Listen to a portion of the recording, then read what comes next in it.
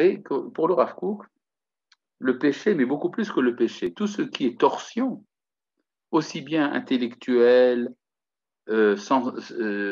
sentimentale ou pratique, tout cela, c'est un asservissement, c'est la servitude. Or, le peuple juif est né en sortant de la servitude.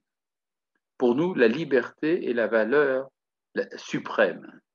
Donc, se dit le Rav Kook, quand on s'entête à rester dans la même opinion, bon, quand on a une bonne opinion, ce n'est pas la peine d'en changer. N'allez pas croire qu'il faut absolument changer d'opinion.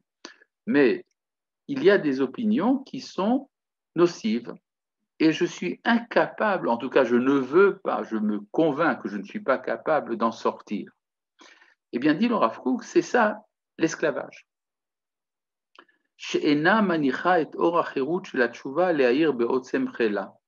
Qui ne permet pas à la lumière de la liberté de la Teshuvah d'illuminer dans la puissance de sa force. Qui a Teshuvah, il fait le chofesh mekori amiti. Parce que la Teshuvah aspire à une liberté originelle et véritable, Shua chofesh Elohim, qui est la liberté divine, Shen imo shum avdut, qui ne comporte aucun esclavage. Il y a dans le traité Avot, dans Maseret Avot, il y a une petite phrase superbe qui dit que En lecha osek batorah ela ben chorin. On ne peut s'occuper de Torah, on ne peut étudier la Torah que si on est libre. Maintenant, vous allez me dire que ce n'est pas vrai, que j'ai inventé la phrase, vous avez tout à fait raison, ce n'est pas écrit comme ça dans Maseret Avot. Dans Maseret Avot, c'est écrit le contraire. En lecha ben chorin ela osek batorah. Il n'y a de libre que celui qui étudie la Torah. Mais essayons de comprendre un peu plus profondément cette phrase. Si je dis à un enfant, tu auras une sucette si tu fais des devoirs, si tu fais tes devoirs, il est évident que cette promesse n'a de sens que pour un enfant qui aime les sucettes.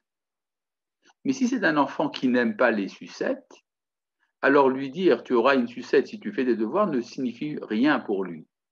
Donc de même, si la Mishnah nous dit, pour être, si tu veux, si tu étudies la Torah, tu seras libre, alors cette phrase a été donnée à quelqu'un qui aime la liberté.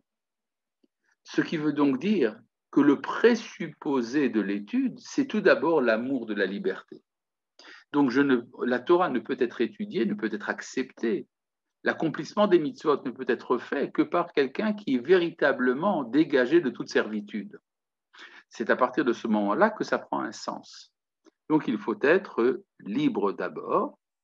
Et donc c'est ça que nous dit ici le Rav Kook, l'entêtement de rester dans une même opinion, dans une même activité, d'une même manière d'être, même si c'est une activité pécheresse ou une opinion mauvaise, eh bien, c'est le fruit de la servitude. Et la Teshuvah, c'est l'amour de la liberté. Aujourd'hui, on s'en rend compte de plus en plus quand il y a ce qu'on appelle des intoxications, des addictions, des choses de ce genre.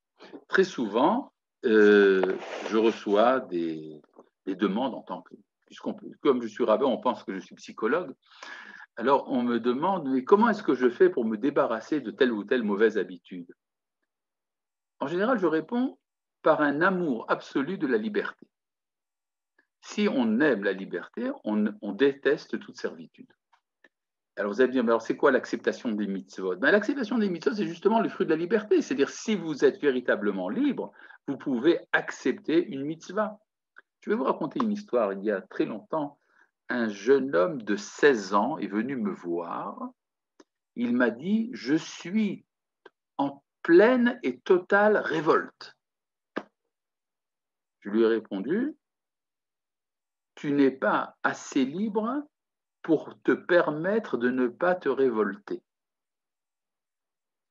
C'est-à-dire, quand on est véritablement libre, on n'a pas besoin de faire des hatzagot, des manières, pour prouver qu'on est libre. Si on est véritablement libre, on peut également accepter la mitzvah. C'est quand on n'est pas libre que l'on pense que c'est quelque chose qui nous qui s'impose à nous et qui restreint notre liberté. C'est exactement le contraire. C'est comme si vous me dites, faire de la gymnastique, c'est difficile. Oui, mais c'est ça qui va nous donner la santé. De même, les mitzvot, elles sont l'expression de notre liberté.